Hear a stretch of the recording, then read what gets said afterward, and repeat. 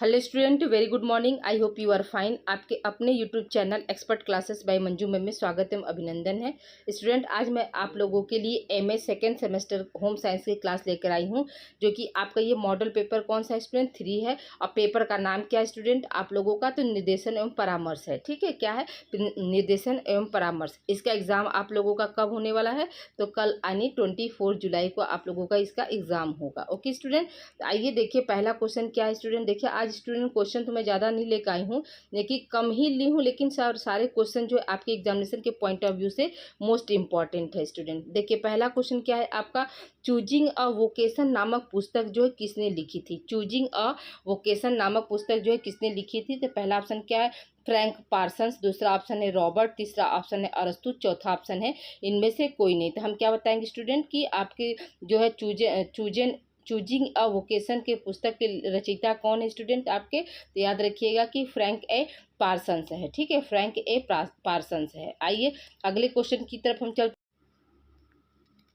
आइए देखिए स्टूडेंट, अगला प्रश्न हमारा क्या कह रहा है। देखिए क्वेश्चन नंबर 2 है आपका कि सील एवं, ठीक है, सील गुण एवं कारक सिद्धांत के संबंध, सॉरी, सील गुण एवं कारक सिद्धांत किस से संबंधित है होगा स्टूडेंट? ठीक है, याद रखिएगा, यहाँ पर थोड़ा सा टाइपिंग क्या है मिस्टेक हो गया है स्टूडेंट। याद रखिएगा कि किस से क्या है संबंधित है। क्वेश्चन आप ये है पूछ रहा है। ठीक है, संबंधित, ठीक है, संबंधित है। तो याद रखिएगा, तो पहला ऑप्शन क्या दिया है? कैरियर परामर्श से। दूसरा ऑप्शन है वैवाहिक परामर्श। तीसरा ऑप्शन है व्यवसायिक परामर्श से। और चौथा ऑप्शन है उपरोक्त सभी स्टूडेंट। तो याद रखिएगा कि सील गुण एवं कारक सिद्धांत जो है किससे संबंधित है आपका? तो कैरियर से संबंधित है, कैरियर परामर्श से संबंधित है। ओके स्टूडेंट, अगले प्रश्न की ओर चलते स्टूडेंट। अगला प्रश्न हमारा क्या कह रहा है? क्वेश्चन नंबर 3 देखिए आपका, कल्पनात्मक अवस्था कितने वर्षों से प्रारंभ हो जाती है? ठीक है, यानी जो है जो हम कल्पना करते हैं स्टूडेंट, तो कल्पनात्मक अवस्था जो होती है कितने वर्षों से प्रारंभ हो जाती है या कितने वर्षों तक चलती है, ये भी आपको क्वेश्चन आ सकता है। तो देखिए यहाँ पर क्या है, जीवन के प्रारंभिक 10 वर्षों तक चलती है। दूसरा है 20 वर्षों तक चलती है। तीसरा है 30 वर्षों तक चलती है।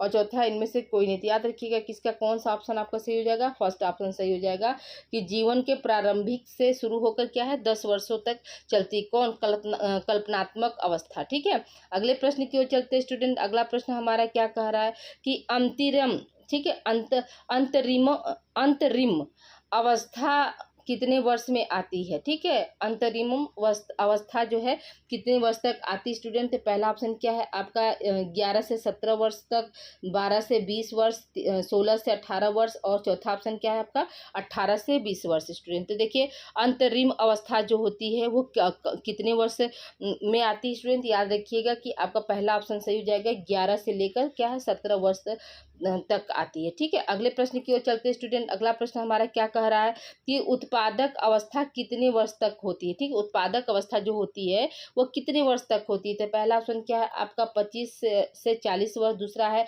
40 से 50 वर्ष। तीसरा है 50 से 60 वर्ष। और चौथा है इनमें से कोई नहीं स्टूडेंट। याद रखिएगा कि यहाँ पर कौन सा ऑप्शन सही हो जाएगा आपका? फर्स्ट ऑप्शन सही हो जाएगा। 25 से 40 वर्ष जो है अवस्था जो होती है वो किसकी होती है? तो आपकी उत्पादक अवस्था की होती है। ठीक है, अगले प्रश्न की ओर चलते स्टूडेंट। अगला प्रश्न हमारा क्या कह रहा है कि वृद्धि अवस्था की विशेषताएं हैं। ठीक है, वृद्धि अवस्था की क्या विशेषताएं होती हैं? पहला ऑप्शन क्या है आपका कल्पना अवस्था, यानी 4 से 10 वर्ष। दूसरा ऑप्शन है रुचि अवस्था, 10 से क्या है 10 से 12 वर्ष। और तीसरा अवस्था है क्षमता, 13 से 14 वर्ष। और चौथा ऑप्शन है उपरुक्त सभी। स्टूडेंट याद रखिएगा कि इसका कौन सा ऑप्शन सही हो जाएगा आपका? उपरुक्त सभी हो जाएगा। ठीक है, अगले प्रश्न की ओर चलते स्टूडेंट। अगला प्रश्न हमारा क्या कह रहा है? अन्वेषण की विशेषताएं होती हैं। अन्वेषण की कितनी विशेषताएं होती हैं क्वेश्चन आपका ये पूछ रहा है। तो पहला ऑप्शन क्या है अंतरिम अवस्था। दूसरा ऑप्शन है संक्रामक अवस्था। तीसरा ऑप्शन है प्रयास अवस्था। और चौथा ऑप्शन है उपरुक्त सभी। स्टूडेंट यहाँ पर क्या हो जाएगा आपका? उपरुक्त सभी हो जाएगा स्टूडेंट। ठीक है, यहाँ पर क्या हो जाएगा आपका? उपरुक्त सभी हो जाएगा। अगले प्रश्न की ओर चलते स्टूडेंट। अगला प्रश्न हमारा क्या कह रहा है कि वृद्धावस्था में अवकाश की क्रियाएं होती हैं। ठीक है, वृद्धावस्था में जो है अवकाश की कौन कौन सी क्रियाएं होती है ये पूछ रहा है क्वेश्चन आपका। तो पहला ऑप्शन क्या है सांस्कृतिक क्रियाएं। दूसरा ऑप्शन है सेवा कार्य। तीसरा ऑप्शन है सृजनात्मक क्रियाएं। और चौथा ऑप्शन है निर्गमन क्रियाएं। और पांचवा ऑप्शन क्या? उपरुक्त सभी। स्टूडेंट यहाँ पे क्या हो जाएगा आपका? फोर्थ ऑप्शन सही हो जाएगा, उपरुक्त सभी। स्टूडेंट ठीक है, आइए अब अगले प्रश्न की ओर चलते हैं। क्वेश्चन नंबर 9 देखते हैं।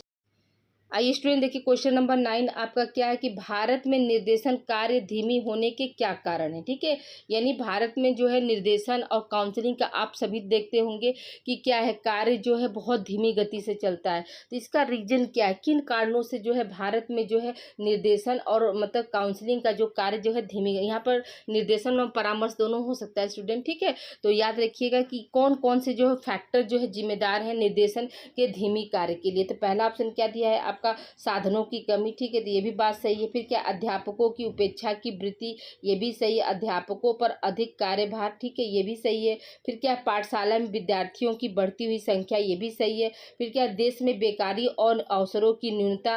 न्यूनता का मतलब क्या होता है स्टूडेंट, कमी। न्यूनता का मतलब क्या होता है, कमी। ठीक है, तो देश में क्या बेकारी, तो आप लोग देख ही रहे कि बेरोजगारी, बेकारी जो है आपकी क्या चरम सीमा पे है। हाँ, और अवसर भी क्या है, मतलब जनसंख्या विस्फोट हो गया तो जाहिर सी बात है कि अवसरों में भी क्या आएगी, कमी ही आएगी। फिर क्या है, आसपास सॉरी क्या दिया है, असमान होगा स्टूडेंट। ठीक है, यहाँ पर देखिए आसमान नहीं, असमान। ठीक है, असमान जीवन स्तर। ठीक है, ये भी बात सही है। फिर दोषपूर्ण शिक्षा प्रणाली, ये भी सही। यानी ये सभी जो क्या है, ये सभी आपके जो है मतलब फैक्टर हैं किसके लिए, आपके मतलब भारत में निर्देशन के कार्य धीमी होने की वजह से। ठीक है, यानी यहाँ पर क्या हो जाएगा आपका उपरोक्त सभी हो जाएगा। देखिए ये यहाँ पर जो छठा पॉइंट है स्टूडेंट, छठा पॉइंट में असमान लिखा है स्टूडेंट। ठीक है, क्या है,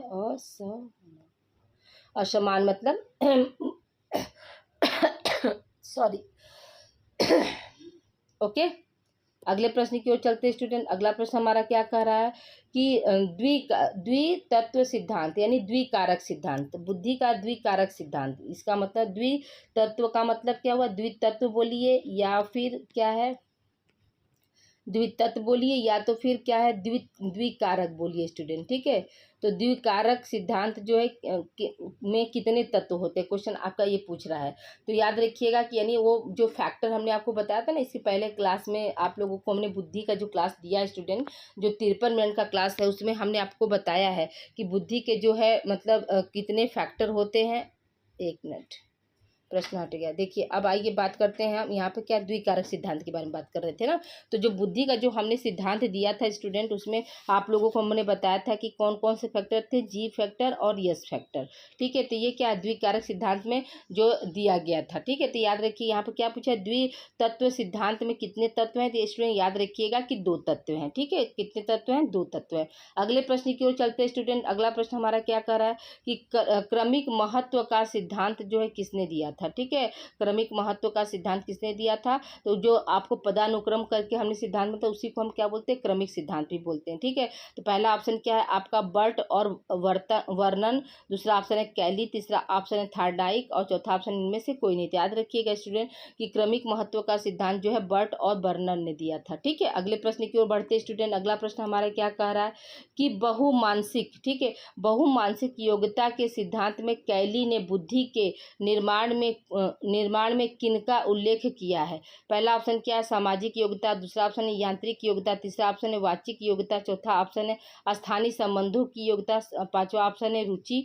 ठीक है, और छठा ऑप्शन है आपका स्टूडेंट शारीरिक क्षमता। ठीक है, शारीरिक क्षमता, सातवां ऑप्शन है क्रियात्मक योग्यता और आठवां ऑप्शन है आपका संगीतात्मक योग्यता। यहाँ पर नवा क्या हो जाएगा, उपरोक्त सभी हो जाएगा स्टूडेंट। तो याद रखिएगा कि हमने एक जगह आपको इसलिए बस दे दिया कि इसमें से क्या चारों ऑप्शन में से कोई भी ऑप्शन आपके पास आए तो आप आसानी से कर लीजिए। देखिए यहाँ क्वेश्चन है आपका कि बहुमानसिक योग्यता में जो है सिद्धांत मतलब किन का उल्लेख किया गया है, कैली ने जैसे बुद्धि का किन का उल्लेख किया ये आपका है। तो ये जो आपका जो है सामाजिक योग्यता, यांत्रिक योग्यता, वाचिक योग्यता, स्थानीय संबंधों की योग्यता, रुचि है, शारीरिक क्षमता है, क्रियात्मक योग्यता है और संगीतात्मक योग्यता, ये सबका जो है कैली ने जो है अपने बुद्धि के सिद्धांत में जो है उल्लेख किया है। अगले प्रश्न की ओर चलते हैं स्टूडेंट। अगला प्रश्न क्या है, थार्डाइक ने बुद्धि के 3 सिद्धांत कौन कौन से बताए हैं। पहला ऑप्शन क्या है सामाजिक बुद्धि, दूसरा ऑप्शन है स्थूल बुद्धि, स्थूल बुद्धि को ही हम क्या बोलते हैं स्टूडेंट, मूर्त बुद्धि भी बोलते हैं।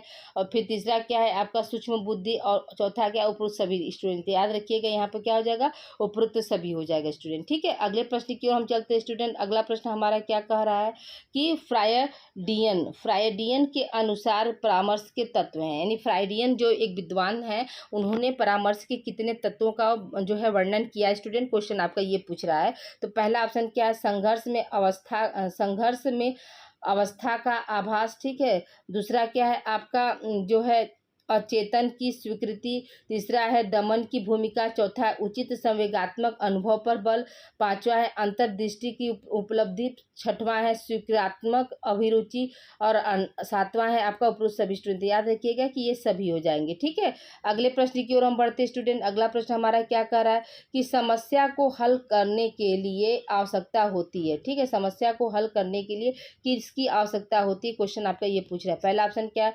अपरिपक्व व्यक्ति की, दूसरा ऑप्शन है अनुभवशील व्यक्ति की, तीसरा ऑप्शन है अनुभवहीन व्यक्ति की और चौथा ऑप्शन है इनमें से कोई नहीं।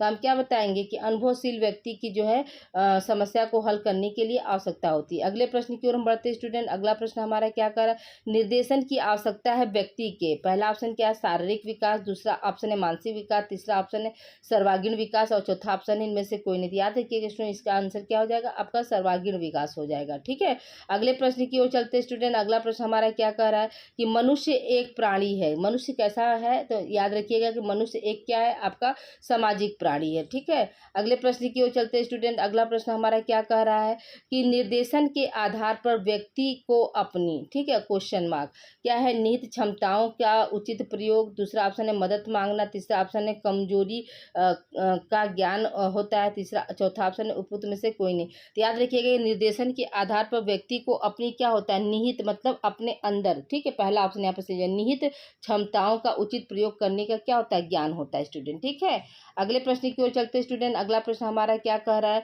कि हर व्यक्ति एक दूसरे से, ठीक है, क्या है, भिन्न है, समान है, एकदम से एक जैसे है, उपरोक्त सभी। तो याद रखिएगा कि हर व्यक्ति क्या होता है, एक दूसरे से भिन्न होता है स्टूडेंट, समान नहीं हो सकता। ठीक है, अगले प्रश्न की ओर चलते स्टूडेंट। अगला प्रश्न हमारा क्या कह रहा है, परामर्श के का उद्देश्य है। पहला ऑप्शन क्या, बच्चों को समझना, दूसरा ऑप्शन है बच्चों में कमी के कारणों का पता लगाना, तीसरा ऑप्शन है समायोजन में सहायता और चौथा ऑप्शन है उपरोक्त सभी स्टूडेंट। यहाँ पे क्या हो जाएगा, आपका उपरोक्त सभी जो है यहाँ पर हो जाएगा। ठीक है, उपरोक्त सभी हो जाएगा। बच्चों को भी समझना जो परामर्श के जरिए ही, काउंसलिंग के जरिए ही हम क्या करते हैं, बच्चों को समझते हैं। बच्चों में कमियों का पता लगाने के लिए क्या होता है, मतलब परामर्श से भी हम क्या करते हैं, राय बात विचार करके बच्चों की समस्याओं को सुनकर क्या करते हैं, उनमें क्या कारण है इसका पता लगा लेते हैं। फिर समायोजन में सहायता, यानी किसी भी व्यक्ति को या किसी भी बच्चे को कहीं भी एडजस्टमेंट में होने में अगर दिक्कत हो रही है तो उसको क्या कर सकते हैं, राय और परामर्श देकर क्या कर सकते हैं, उसको हम वहाँ पर एडजस्ट कर सकते हैं। इसलिए यहाँ पर क्या हो जाएगा, आपका उपरोक्त सभी हो जाएगा स्टूडेंट। ठीक है,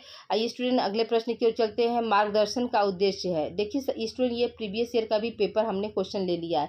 मार्गदर्शन का क्या उद्देश्य है स्टूडेंट, तो पहला ऑप्शन क्या है, आपका दृष्टिकोण को बेहतर करना, दूसरा ऑप्शन है अनुकूलता का विकास, तीसरा ऑप्शन है समस्याओं को पहचानना और चौथा ऑप्शन है उपरोक्त सभी स्टूडेंट। याद रखिएगा यहाँ पे क्या हो जाएगा, आपका उपरोक्त सभी हो जाएगा। ठीक है, अगले प्रश्न की ओर चलते स्टूडेंट। यहाँ पे क्या है, निर्देशन का है ना, सॉरी देखते हैं एक बार प्रश्न क्या है, निर्देशन का उद्देश्य है। यहाँ पर क्वेश्चन आपका क्या है, सॉरी निर्देशन या मार्गदर्शन का उद्देश्य, तो याद रखिएगा कि ये सभी हो जाएगा। ठीक है, अगले प्रश्न की ओर चलते स्टूडेंट।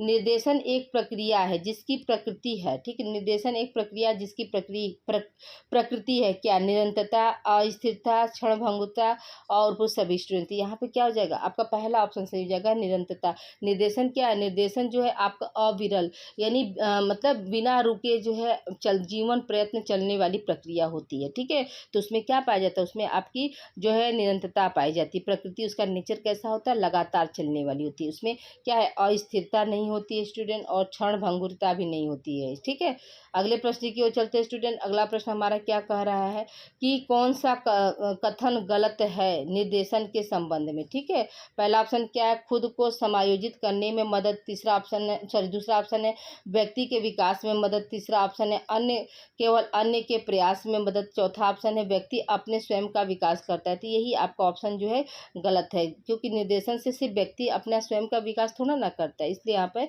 यही कथन जो है गलत है स्टूडेंट। ठीक है, अगले प्रश्न की ओर चलते स्टूडेंट देखिए वीडियो को आप लोग लाइक शेयर सब्सक्राइब, चैनल को सब्सक्राइब करते चलिए, ठीक है। जो बच्चे आज हमारी पहली बार वीडियो देख रहे हैं तो वो चैनल को सब्सक्राइब कर दें और वीडियो को लाइक कर दें, और क्लास कैसी लगी स्टूडेंट ज़रूर आप लोग कमेंट जरूर किया करिए, ठीक है। तो प्लीज़ आप लोग क्या वीडियो को आप लोग शेयर और लाइक करना भूल जाते स्टूडेंट, तो प्लीज़ आप लोग हम्बल रिक्वेस्ट है कि आप लोग वीडियो को शेयर और लाइक भी कर दिया करिए, ठीक है।